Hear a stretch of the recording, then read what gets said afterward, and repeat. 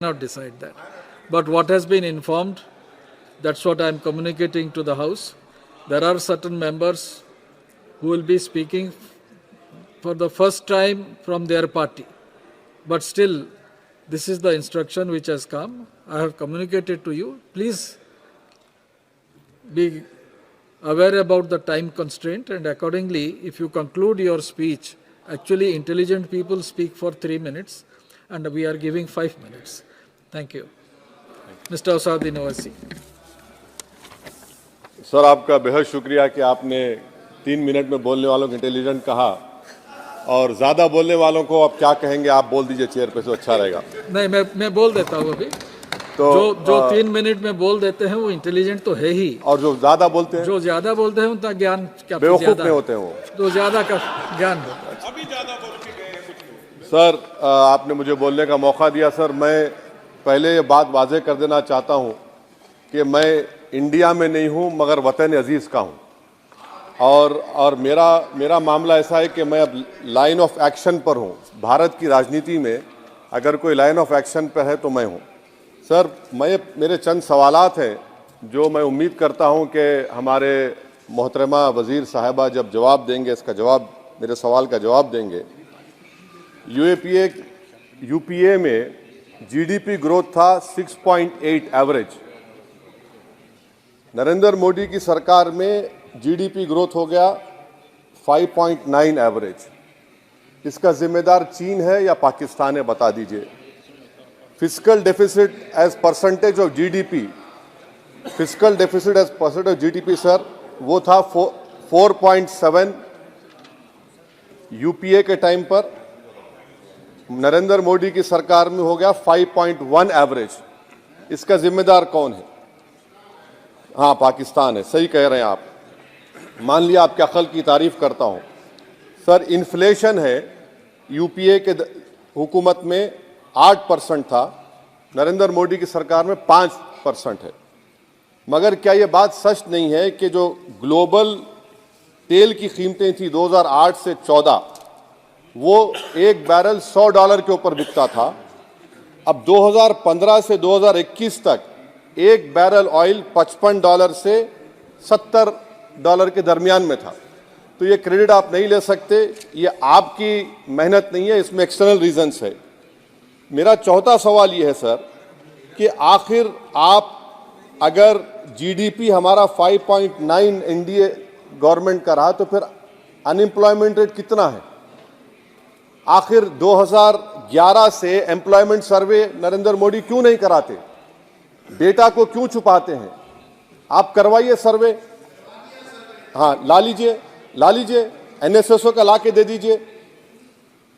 ये पीएलएफ हुआ था 2018 में, उसके बाद अब क्या हो रहा है? नहीं हो रहा है। ला लीजिए, तो कम से कम एनएसओ को बोलकर ये सर्वे करवा दीजिए। अच्छा, कंजम्पशन सर्वे 2017 से रुका हुआ है।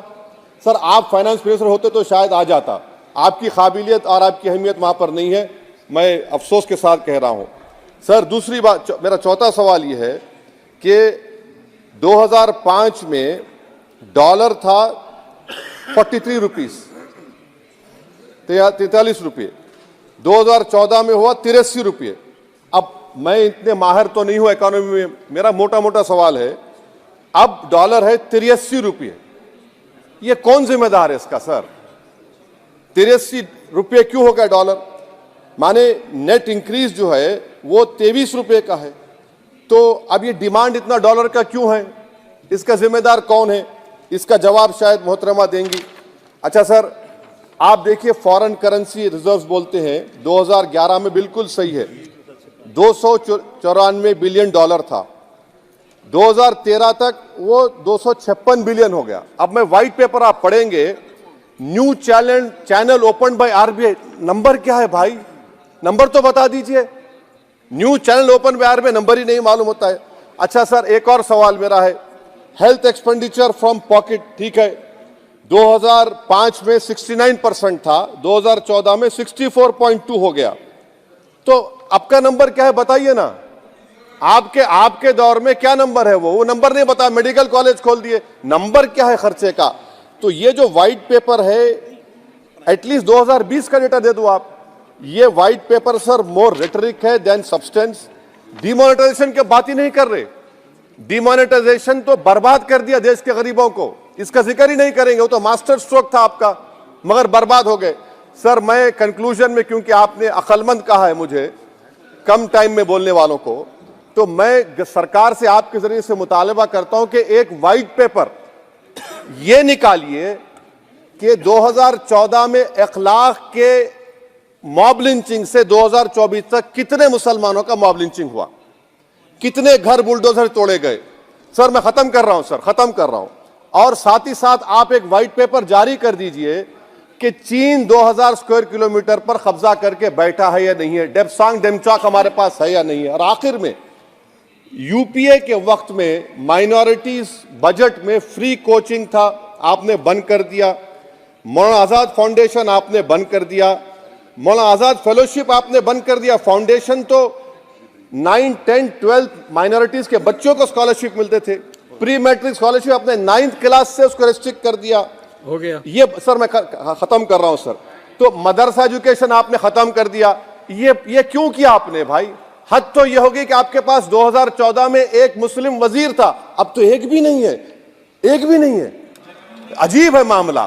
अब आप देख लीजिए, तो ये बातें हैं सर। और फिर सर ये व्हाइट पेपर में आप देखिए सर, ये व्हाइट पेपर में बिजनेस स्टैंडर्ड का एक आर्टिकल का जिक्र है मिस्टर शंकराचार्य का। ये शंकराचार्य साहब जो है, मिस्टर शंकराचार्य, ना रेटरिक पर रेटरिक लिख रहे हैं आप, उसका तोते की तरह लिख दिए उसको, ना नंबर भी देते वो।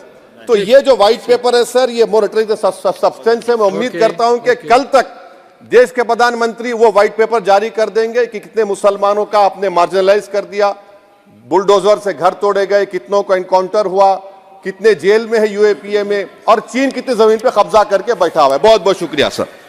श्री के